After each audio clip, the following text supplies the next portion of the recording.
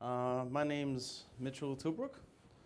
I've been doing mobile for a few years now, a mixture of Xamarin and Java Android. And for about the last year, I've really been kind of digging into React Native, especially working in the Android space. Often we'll work on lots and lots of features which are very similar to Android and iOS. And having done Xamarin before, you kind of feel like you're wasting a bit of time. Like, there are definitely features in mobile where you need to be really on the metal. Like, games are a really good example of this. But then there's lots of other stuff where you just don't need to be kind of at the metal. Like, how much processing power do you need to render someone's like profile screen or their settings pages and things? Not really that much. So this is a phrase that I think people have loved and hated since probably the late 90s. It's the write once, run anywhere slogan from Java. And people always kind of say there's a write once, debug everywhere. But I never really found that to be the case. Like, the JVM kind of does give you like a nice abstraction. And if stuff did break on the platforms, it was broken in the JVM itself. Like, the Java code generally kind of worked across all the platforms fairly well. But the problem we kind of run into in the mobile space when developing mobile apps is that we have what I like to call full native isolation. So not only we don't have any kind of shared runtime, like you don't get the JVM on iOS, like Apple just won't let you. So we're restricted to, like, on iOS, you're kind of stuck with Objective-C, Swift, C++. Android, you've got Java, Kotlin, C++. And the web now actually has C++ with WebAssembler. So we really do have a language that kind of goes everywhere, and we've had it since probably like the 80s in C and C++, but no one wants to write in it.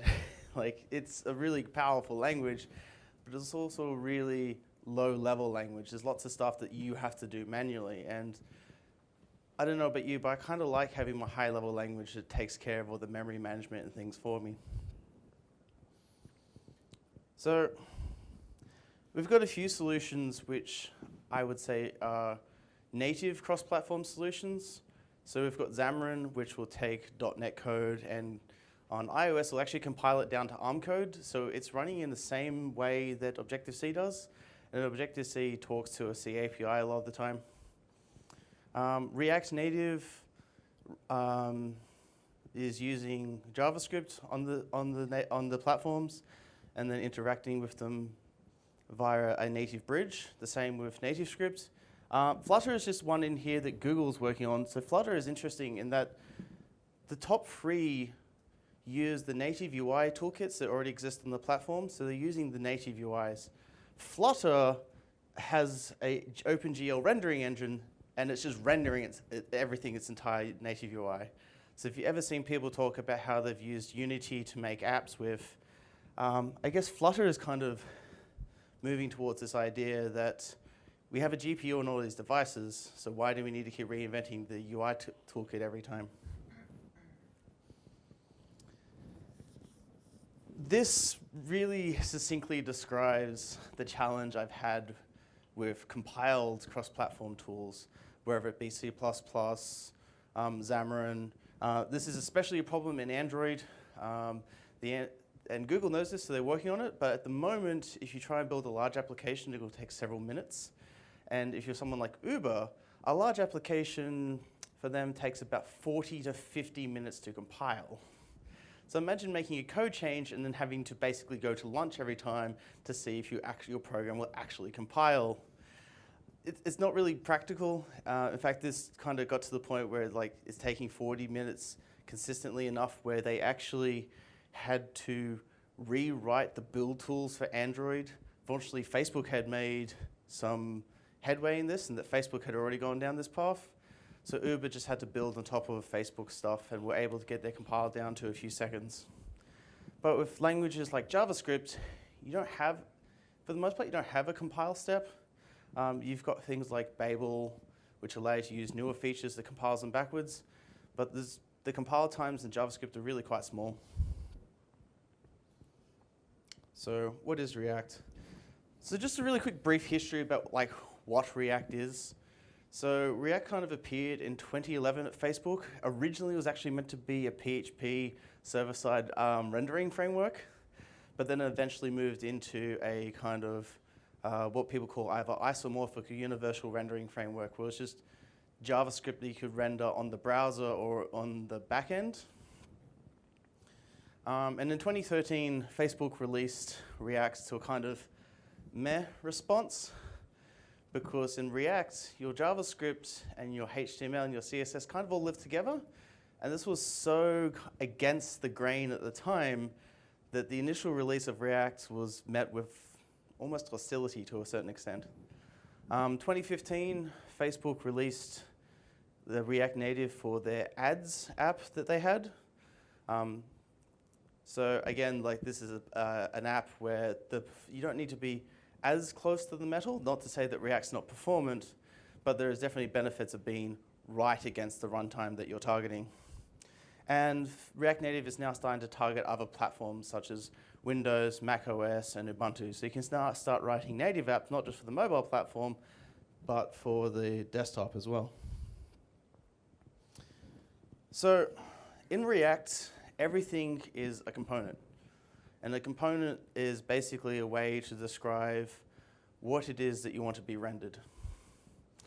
So in this case, a component is, for the most part, most of your components are only going to have a render function, and the render is the declaration of the UI. So in this case, we have a view which is wrapping a text. So this is JSX, and this is the thing that caused a bit of controversy, and that you can see that the name here has kind of got this kind of handlebar syntax. So we're escaping the XML inside our render function to put JavaScript kind of in line. The way in which you talk to a component is via the props, and the props are information that you pass into a component. In this sense, we have just created an object here called talk, and we have our component. And the way in which you map the data from the outside into a component is via the kind of attribute style syntax. So it's very XML-y in this respect, and kind of similar to HTML. And this, in some ways, reflects its kind of origin as like a HTML-based rendering framework. So you can see on the left here, so right, that it's going to take that JSX, and then it creates a JSON object with it, and then it passes that JSON object into our component here. Because it's JavaScript, there's like a million ways to do things. So if you don't want to specify each individual attribute, if your objects satisfy all of the properties that you need, you can use the spread operator. Sorry, that's this triple dots here. And then once we're in the render function of our talk component here, we can then access the props by this attribute. So the properties are always guaranteed to be on the component. So in this case, we can do this.props, ID, name, and title. So how do you update the props? And the simple matter is you don't. Props always come from outside. But what you do is you have another mechanism called state. A stateful component is one where it can update either itself or it can update its children. So if you change the state of a component and that changes the properties that you're passing down to its children, it then repasses the properties down to the children again. In this case, the state is very much optional. You have to either declare it as a property on your object ahead of time, or you have to assign it inside the constructor. The way in which you update the state is you call the setState function. Now the setState function takes two different arguments. It either takes a lambda with a single argument itself, which contains the previous properties, the previous state that it was given, or you can pass it a JSON object. I would strongly recommend using the lambda function because the setState is actually an asynchronous function, And if you call it multiple times, it will actually compose all the records together. And if you're not looking at what the previous value was, which it will always give you the previous one that you gave it, you can end up kind of obfuscating values kind of before the component will actually re-render on the screen. So this is just a nice little demo showing that when you call the set state. So set state you can access the same way as the props, where it's just this dot state instead of this dot props.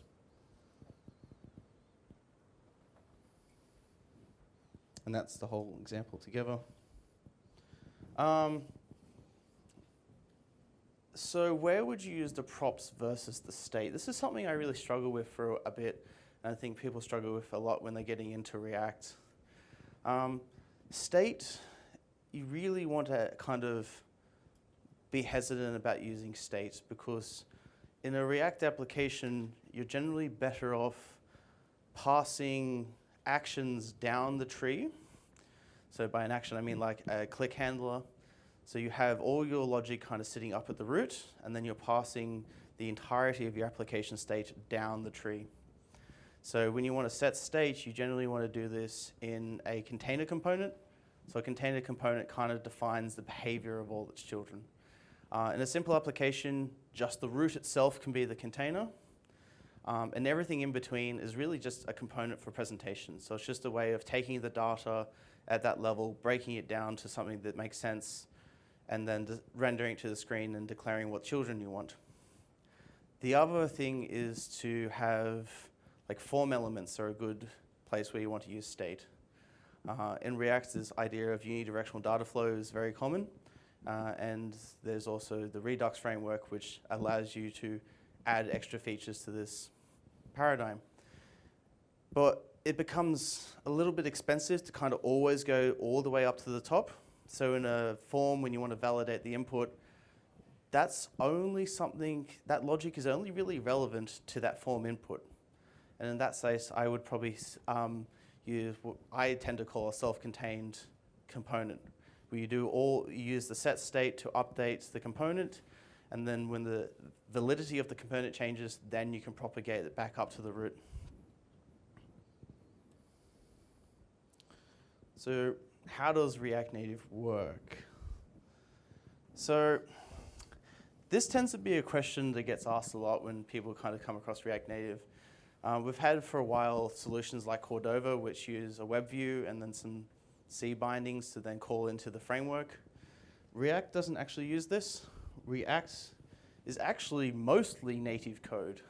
Only about 40% of React Native out of the box is actually JavaScript. The rest of it is the C++ and C, which is common across both the platforms, and the Objective-C in Java. A lot of the Objective-C in Java is binding code for the native platforms. So when you compile a React Native for Android, you only get the C and Java code, and vice versa for iOS. So the way in which this all kind of gets brought together is that the JavaScript kind of lives on its own thread, so it lives in a JavaScript thread. And then we have a C++ thread in the middle, and then the native UI platform living on the main thread.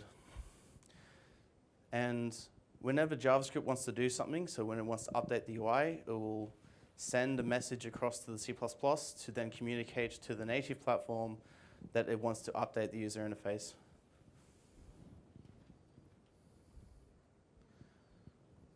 So on both Android and iOS, because we can't use a web view, we're actually using the JS core, which is the actual JavaScript virtual machine that powers Safari in both mobile and desktop.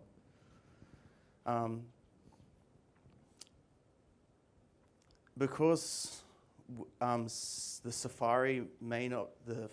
JS core may not be as up to date as what you'd expect, React Native comes with Babel.js out of the box. If you're not familiar with Babel.js, it's a source code transpiler, which takes newer features of JavaScript and then emulates them in older versions of the runtime. JavaScript doesn't actually have any versioning, so it's really up to the runtime to kind of, you have to inspect your runtime to make sure that it's the version you want. And the only way to do this is to ask for functions to see if they actually exist. So fortunately, a lot of that's taken care of for you. So we've seen Vue a few times now. So in React Native, we are using actual native UI controls. So the base component that you use, like Vue and text view, will actually bind to native UI components. So on iOS, it will usually have a UI view. Some components will bind to other things, such as like UI controllers and things. And on Android, we're just using the Android's native view itself. Now, to get started with React Native, you don't actually need any of the toolchain. You don't need Android Studio, you don't need the Android SDKs, you don't need Xcode. To get started, we can use this Create React Native app from NPM. So if you're not familiar with NPM, it's the Node Package Manager. So if you're familiar with things like Chocolatey or Brew or NuGet, that's pretty much what NPM is. And this should work. So in this case, I don't actually have anything. I don't actually need anything installed to be able to run the app. In this case, I have the iOS emulator, which means I do actually have Xcode installed. But you could plug in a real device and actually get it running. So you can also see that if you get something wrong, it doesn't actually crash the application. It will actually tell you what's wrong and give you a chance to fix it. In this case, we're just going to text has to be inside a text XML tag. So we have to do that. And that's using an app called Expo. So Expo is an application where it has all the React Native code bundled with it already, and you just need to send across your bundled JavaScript. It will then unpack it and then run it on the device.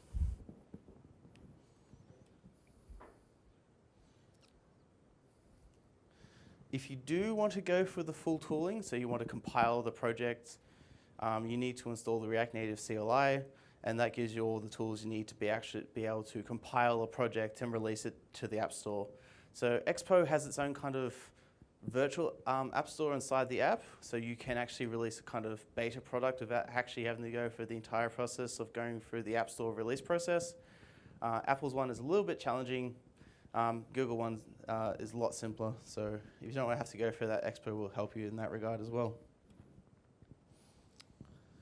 So React Native uses styling which looks and feels very similar to CSS. In this case, we're setting the background color and we're using Flex. So if you're not familiar what Flex is, Flexbox is a layout specification which originally was in the web, but we're now seeing implementations for native platforms because the algorithms in the Flexbox are quite nice for being able to effectively lay out stuff in a cheap manner.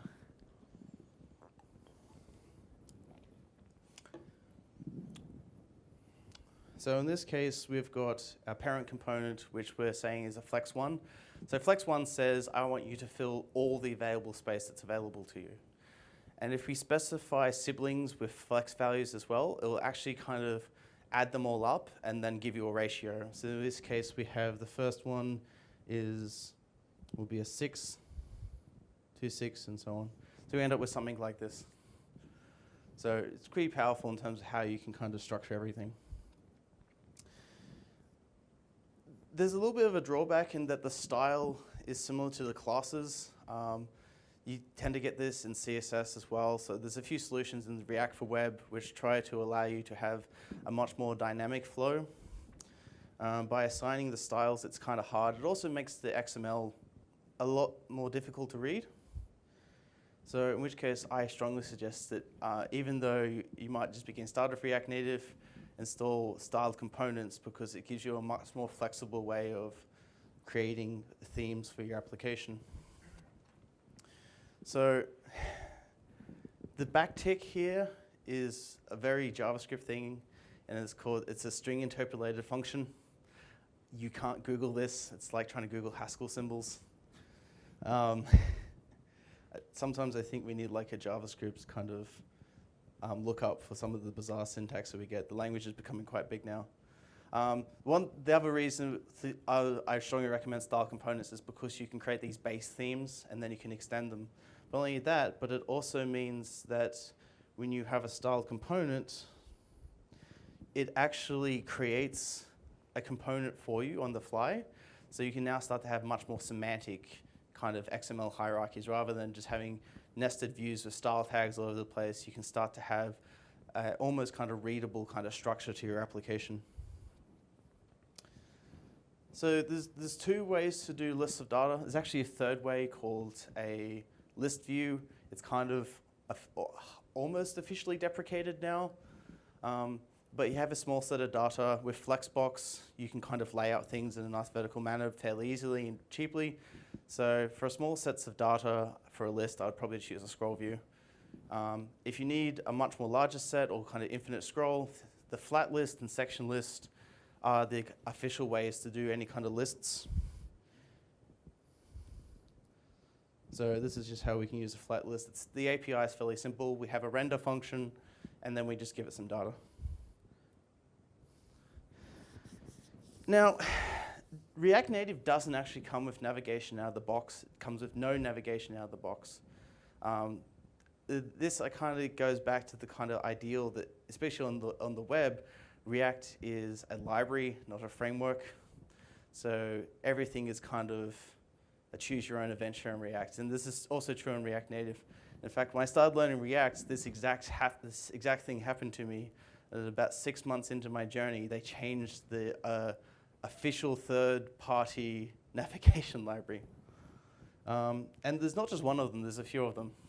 So React Navigation is kind of like the default one they suggest for everybody. And it's all done inside JavaScript. So if you've used the NDC app, it's using React Navigation. But because it's using React Navigation, you end up with some odd behaviors. So if you switch the days, you'll notice that the scroll view remains in the same place. And that's because React is trying to be helpful. And that it's trying to save having to make the app scroll. So if you wanted to have that more kind of native behavior, you would have to tell the navigation that you also wanted to scroll up to the top when you want to change the days. There's Wix navigation. So Wix, I believe, are a fairly big consultancy. So they've probably got the most complete navigation solution. So what they've done is they've built a bunch of native navigation components and then built all the JavaScript bindings for you. Airbnb probably have the most well-known native implementation, but if you actually go to the GitHub page, they tell you to go use Wix because they haven't actually completely open sourced their own solution yet, and they've still got stuff which is very specific to them, which probably isn't very good for a general purpose application navigation. If you only like developing for iOS, the native iOS navigation is really good, but it doesn't work on Android, so it kind of defeats the purpose of trying to be cross-platform. So React Navigation is probably the easiest one to get started with, and out of the box it comes with free kind of navigation dynamics. A stack, which is, you can generally think of it the same way you have like an Android application where you go from screen to screen. Tabs. Tabs is quite nice because you can actually stack them, so if you want tabs at the bottom and at the top, you can have both, and then you've got the draw out, which is your standard kind of click on menu, comes out at the side of the screen. So the stack navigation supports the idea of titles. So you can have both dynamic and static titles. So the dynamic title, when you navigate to a screen, will pass in the props. And inside the props, you can specify data that gets passed to it. And instead of being in this.props, you have to then go props, navigation, state, parameters, users. This tends to happen a bit in React, especially if the unidirectional flow, you tend to have these very large objects, and generally you want to have it so that your UI sits at one level of this tree going down. So this is how we can set up a navigation stack. So it's just a JSON object. By default, it will give you the first item in the JSON object. If you want to specify, in this case, the profile screen as being the first item, you pass that in as a second parameter that you need to specify with. So the React navigation is also a component. So you tend to find that in a lot of React APIs, things tend to be components. And this is so that you can mix stuff into your application without having to kind of go outside the React paradigm, which is that pretty much everything lives inside the render function.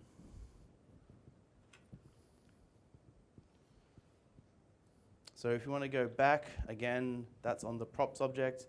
So navigation is only passed to the direct child of navigation. So if you want like the grandchild in a tree, so if you have a navigation screen which has several children, and the third child down that tree has a button, you have to pass the callback for calling the go back function or the navigate function down the tree, because navigate won't be passed down by default unless you pass down all the props in the tree. Again, that's a duplicate slide. Right, okay. I've mentioned Redux a few times.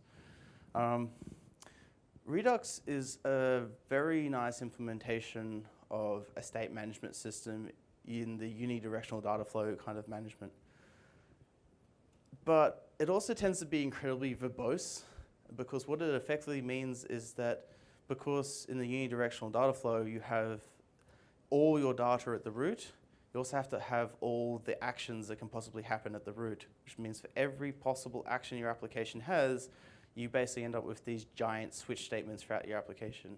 Now Redux is quite nice in that you can split these up into multiple files, but again, you still have lots and lots of code that you need to do what normally used to be fairly simple things. But it can become helpful if your application becomes really, really big. But generally, I try to keep the kind of state management to a kind of per screen level. And in a mobile application, there's only so much data you can put on a single screen. So that tends to work fairly well. So set state in the root component is probably good enough. That's kind of what you get with Redux. You have a much larger application. If you need to be able to handle asynchronous flows, I would recommend using RxJS. I would say it's probably a little bit easier to kind of, and less verbose, to use it for doing kind of asynchronous flows and being able to kind of get the data back in a sane manner. And it also supports cancellation, which can be a little bit tricky in Redux. So you still can't get away from the delete your build cache and start again. So if you do have trouble with a React Native application, blowing away the cache is probably the best way. The Chrome debugger helps, but be careful, because when you're using the Chrome debugger, sorry for context, you can't actually debug on the native devices. So what React Native allows you to do is run the application in the browser, and then instead of running on JS Core on the device, it's going to run in V8 in your browser. But it's a different virtual machine, so the behavior may change. So if you try and debug something and the bugs aren't happening in the Chrome debugger, but they are in the app, then you'll find that that may just be due to something. Excuse me.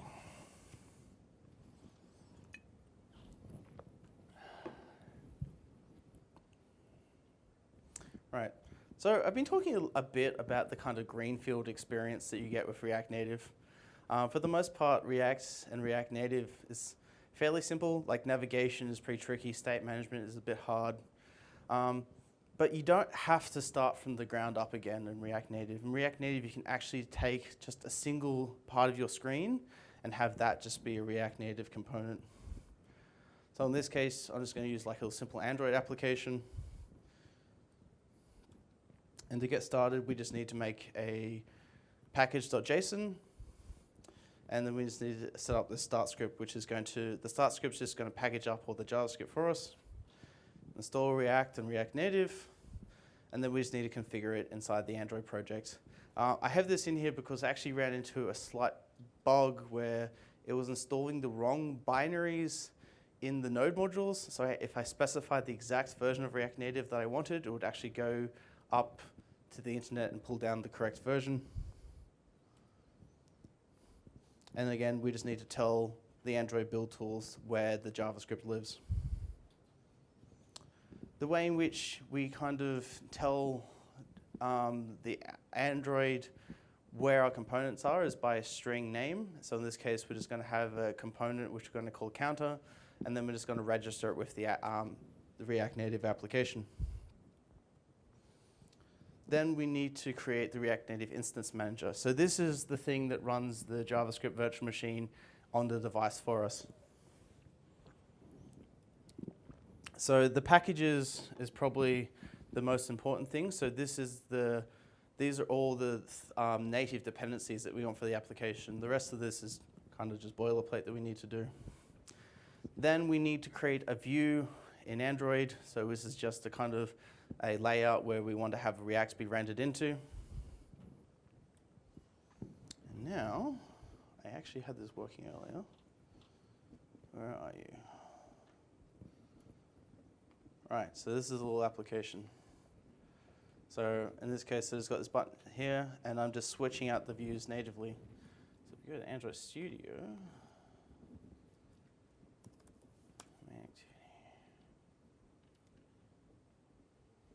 right, you can see here that that container is the bottom view where we have everything, and when we're clicking the buttons, we're actually replacing the React Native views with the different ones. So they're still sharing the same React Native Instance Manager, but we're swapping out the views that we actually want to be using. In this case, we've got our decrement counter, where if we click it, we can see that the counter goes down. But all we're doing in the Android side of things is that we're just updating the Android database to say, for anything, to say take the existing counter and then decrement it by 1. We actually have to go into the native code to see what is actually happening. So what we're doing is we're actually polling the Android framework. Can you read that at the back? Nope. All right, let's turn this up. 18. Probably asked about that, the Android thing earlier. All right, how's that? All good. All right, cool. So we're just going to be polling the Android native UI, the Android native code for an update of the database, and every second we're just going to update the React Native UI. Not the most efficient way of doing things, but it's simple enough for a demo and it works consistently. So the way in which we have to do that is we go into here. So we just need to extend the React context. Oh, hold up. Let me put this so you can read it.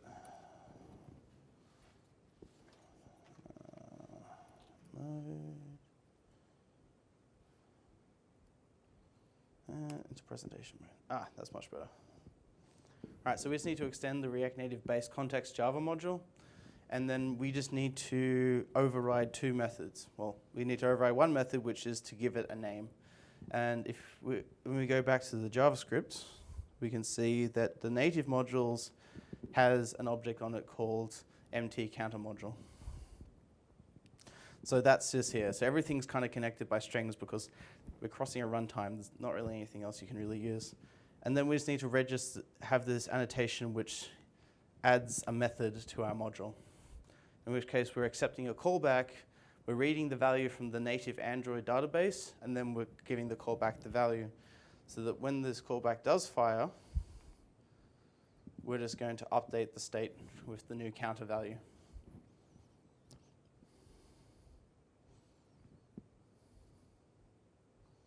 So we can decrement. Yeah, so it's got a 1-second poll, so if we click it too fast, we'll actually see it jumps. So there's more efficient ways of doing it, but that's the nice little simple way to kind of get things going. All right, so one of the downsides about React Native is that we're using JavaScript. And I spent a lot of time in Java, Android, and Xamarin, so I spent a lot of time using static languages. And JavaScript's a very interesting language. So does anyone know what happens if you plus 2 empty arrays? This is the interactive part of the presentation. Feel free to shout out right now. It's empty string. So what about an empty array plus an empty object? It's object, of course. Now, plus is associative, so it shouldn't matter that we change the arguments around. So does anybody know what if we have an empty object plus an empty array? Come on. Anything. Come on. 0. So what about an empty object minus an empty object? Now this one's correct. This one does give a correct answer. It's not a number.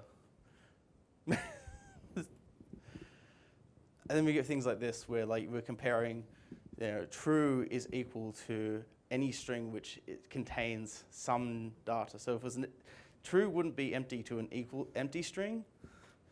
And the reason we get this kind of stuff is because JavaScript does have a type system, but it's a runtime type system. So it works out the types at runtime. So when you go plus, it doesn't know what the types are on either side. And if you use double equals and Boolean equations, it will actually coerce the types into what it thinks it can actually compare. So you can end up with some really weird behavior. And because the coercion is just this big switch statement, it just finds the first type it thinks it can compare, uses that, and then for the second argument does the same thing. So you end up with these really strange behaviors. So when you get errors like undefined is not a function, that is true because undefined is a type and function is a type. And they're different types. So yes, undefined is not a function. It's not the most helpful error message, but it's not wrong. All right, let's talk about type systems. So React Native does have some typing that you can use inside JavaScript. So if you don't want to use a language like TypeScript or something like that, you can actually enable it. And it will turn it off automatically in production. But the way in which it works is you have to import a library. And then you create a JSON object which documents what the types are that you're expecting for things. So in this case, the prop types is used on the props. So when you're passing data into your object, you can tell it what information it should expect. If it expects things it doesn't think should be there, it will actually throw warnings into the console. So we can specify optional strings, required strings. We can do union types. We can do objects, all sorts of fun stuff. But I prefer TypeScript. You can also use Flow. But with TypeScript, we can still use JavaScript. We don't have to have a complicated build chain, but we can also have types. So we can specify a variable as having a number, of a number type, and at compile time, it will validate all the code for us. By default, JavaScript does not expect nulls. So if you do want to have something which is null, or you're integrating with a JavaScript library, you can specify something as being nullable. By default, types are actually not nullable. You've got interfaces and types. Interfaces are extendable. Types are fixed hierarchies. You can do function signatures. You can do type aliasing, all that kind of fun stuff. This is probably the most useful feature I find, is you can do actual kind of type unions. So you can specify a series of strings. A lot of JavaScript libraries will use strings as a way of passing flags. This can be a little bit annoying because if you make a spelling mistake, it's not obvious as to where the error comes from. And this is somewhat specific to TypeScript, but TypeScript is what's called structurally typed. So the argument that you pass in just has to satisfy the minimum amount of parameters that you have. If you pass in extra parameters, it'll just take them. Like, you just need to meet the minimum requirement of a contract. You can actually overfit a contract and it's perfectly happy. You can type properties on an object, that's fun. You can extend. All right, let's talk about TypeScript and React. So to set up TypeScript in React, we just need to tell the TypeScript compiler that we want to use JSX with React, and that we want to use the module resolution strategy for Node, because when you're compiling TypeScript, you compile it as if it were a Node module. React Native doesn't come with TypeScript out of the box. Facebook makes Flow, so that comes with Flow. So we need to install the TypeScript bindings. And then for the props, we can just specify either a type or an interface, and then in the generic parameter for the component, then pass in the interface or type that we expect it to be given for the properties. So in this case, we're guaranteed to have the title and the speaker name in the properties here. State is the same, so it just becomes the second parameter. You don't have to specify them by default. By default, it actually takes an empty type. If TypeScript's not strict enough, there are languages like a Camel and Reason. There's also Fable. I'm wearing a Haskell shirt. There are Haskell to JavaScript compilers. They're in various states of support. But these two frameworks, I would say, are probably the best thing that you can get for the strongest type safety in a JavaScript runtime. And the JavaScript joke examples are from the WAT talk. So if you haven't seen it, go check it out. All right, so performance. So yes, JavaScript and React Native is still single-threaded. If you take more than 16.6 milliseconds on a blocking operation, you will start to drop frames. But one of the good things about JavaScript is that functions are first class, so you can make functions over functions over functions, and this works well in the kind of event loop model that JavaScript does have. So I said before that the list view is kind of deprecated, and the reason for this is that its API is really complicated. It's very slow to render at first, and it doesn't do view recycling. So when you scroll down in a list view, it's actually creating new UI elements all the time. And if you've ever used a really old Android application, you can see that really old Android apps didn't have this as well. The way in which you got view recycling was basically a cheap hack in the Android API. They have since fixed that. But the flat list and section list actually provide you with view recycling. So they have constant memory usage because you're not creating new types of views all the time. It's just going to take an existing view and recycle it and just assign new data to it. And as you saw before earlier in the presentation, the API is really simple. You just go render item, and that's about it. So React, with Flexbox and things, it's really easy to have these really nested trees and hierarchies. This isn't such an issue on iOS, but on Android this becomes a real problem. Android doesn't really deal with nested hierarchies and UI components very well at all. So things like immutable data, a pure component will check the reference of the props that you pass it. So if the reference equality is true, it will skip any rendering of itself or its children. If you're not using the pure component, there's a callback which you can specify the equality check, so you can actually tell it how you want it to compare data coming from its parent. So if you're rendering everything from the top, and each of the children in the second tier takes about 2 milliseconds, and then your third tier takes 3 milliseconds, you can end up start dropping frames quite a bit. And this is where kind of having strategic containers where you're having them update state further down the tree becomes helpful. So having a Redux model in a mobile application is maybe not always the best solution. React Native also has what I call kind of view reduction. So in this case, I don't expect you to read all the stuff on the left, but I got this nice pretty diagram where this is all the visual information that we want to render. And what React will actually do is it'll actually work out the positioning based upon the kind of non-presentational parents. It'll then work out where the children need to be rendered at, and then kind of throw the parents away when it sends the message over to the native interface about what it wants and where it wants the elements. And the way in which it does this is it works out what doesn't actually have any kind of visual representation. So any kind of view component which is just used for positioning gets eliminated, and we can then end up with, in this case, we've got 2 tier deep. So we could probably optimize this to be a bit more and have it so that it's just 1 tier. Because what React Native will do is it will use absolute positioning. So it works out where everything needs to be and then just renders it. So JavaScript takes care of all the positioning stuff. Testing in React Native is so much easier than Android. If anyone's ever done Android before, they know that Android doesn't actually let you create your UI components. It will create them for you and then kind of give you a callback, but you can't actually control how the UI components are being created. In React and in React Web as well as in React Native, we've got Jest. And what Jest allows us to do, in fact, the documentation for this is actually a little bit better. Do I still have this in Chrome? Nope. Here we are. Bump this up.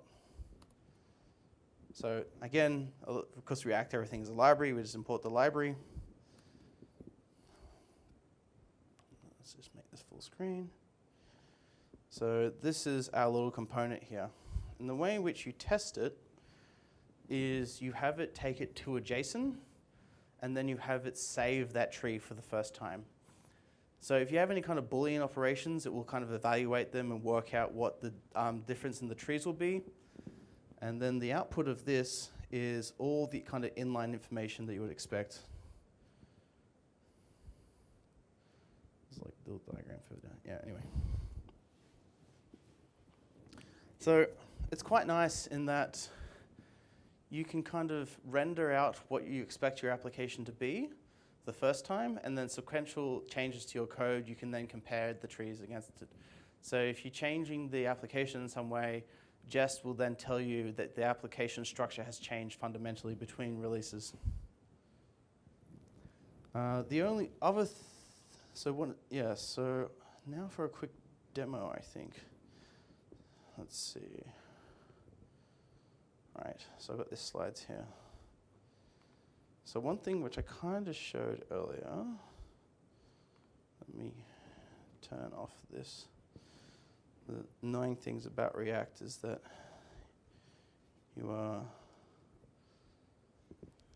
if you're running one bundler for the application, you can't run multiple at once. Let's see, delete, sorry. I must have closed it. All right, so this is that. This is an Expo application. So, I'm already running it. Right, okay.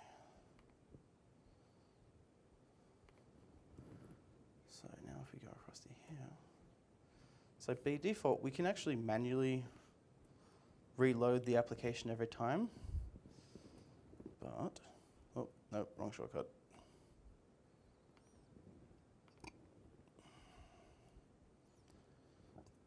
We actually have this thing called live reload. So if we just turned off for the moment, we can see that when we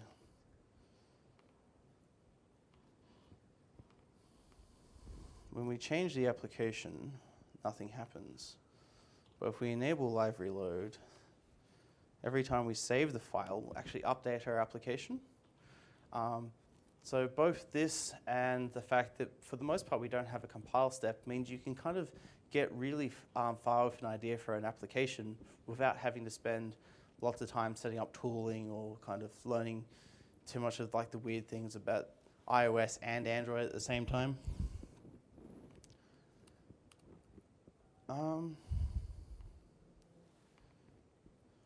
Yes, and that's really React Native. Any questions? Yes. Excuse me, but I couldn't see the benefit from mixing up like an Android project with the React project. So if you're like more than native developer, you will have iOS and Android. And if you are like a web developer and want to have like a cross-platform, you would go totally React Native. What's the benefit of mixing like single view to be React Native inside an Android project? So what the question is kind of like, why would you do it in like an existing native application? Yeah, and then take a single view, do it like as a React Native with like a callback and see what's the benefit of doing that? Yeah, so what, I would say the benefit is that a lot of screens, like especially like setting screens and that, are kind of really high, like low value to your application. So why would you be writing them twice for both Android and iOS? And as you get into bigger companies, the whole thing becomes talent acquisition and retention becomes incredibly expensive. There's not that many mobile developers compared to like JavaScript developers. So you can have a few native developers who really know how those native modules work, and then the JavaScript developers can just do the simple kind of UI stuff. So Airbnb now actually uses React Native quite extensively in their application. So if you ever use the Airbnb trips part of the app, most of those screens are in React Native. The reason they went down that path was it was just too hard. That like, I think Uber has like 100 Android developers and about the same number for iOS. So that's 100 developers on both sides that you can't share anything with. Whereas if React Native, you can start to share, you don't have to share everything, you don't have to make the entire application React Native, but you can start to share those components which don't need to be on the metal, as it were. Yeah, can I have another question? Yeah, sure. How does it really work if it's like, so you said at the beginning that this is like a native, and this is the native application, this is Yep. like a JavaScript like web browser that's running this thing. Yeah, so this is the UI control, yeah. Okay, yeah, fantastic. I understand that. But Okay, cool. It's actually I consider it very fast when you type anything, save the file, and it's triggered on the app. Yeah, so it's using a web server running locally. So when you change the file, it's then sending an event over and it's causing it to reload the JavaScript file. The JavaScript file is like it's compiled now to like a native view. Yes. Or like a native app. So the JavaScript doesn't get compiled down. So the JavaScript just it knows what native component wants on the UI side. It then sends a message across the C++ bridge, and then all that Objective-C code we saw in that React Native breakdown diagram, that has all the code for then taking that message, creating the view, and then positioning it onside the screen. Thank you. That's right. Thank you. Is there, in your opinion, is there anything, the alternative point, right? Like, Yep. would there be any strong reasons why you wouldn't use this and go with native?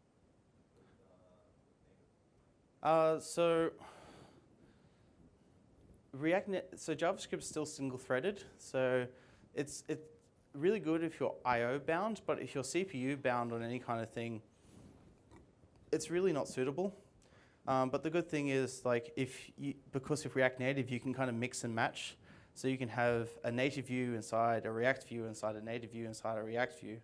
So if you want to do like video rendering or video processing on a phone, you can have all the video stuff done natively, and then you can just give it a block on the screen where it's just going to render everything. Would there be like a family of apps, let's say gaming apps doing that, right? Like gaming, like that would be better suited for native, whereas like a app, like a business kind of app, more suited to this, or Yeah, so a gaming app, like you'd probably be using something like Unity, but you could possibly even have it so that your like settings menu in the Unity app is actually running in React. So when you go to like edit your settings or difficulty stuff, you have that in React, and when you hit save, it then sends it back across to Unity, and then the game will then keep going. So the game's doing all the kind of computationally heavy stuff, and you've got React Native doing all the kind of simple I/O bound operations. There's also the idea of bridging from React Native to the native sensors. So it's somewhere there you have to write native code to be able to access the gyroscope and those kind of things. There's probably libraries that do that already, but at some point a native developer has to be writing that. Yeah, I would say the community is quite large. So if the component that you want to be able to do something, it's probably already out there already. I guess the only other challenge is that because React is still fairly young, like when you compare it to Xamarin I think started in 2007 with Mono Touch. React Native is like a few years old. So I think for only being a few years old, it's gotten pretty far pretty quickly. So as time goes on, we're going to see it improve. All right, thank you.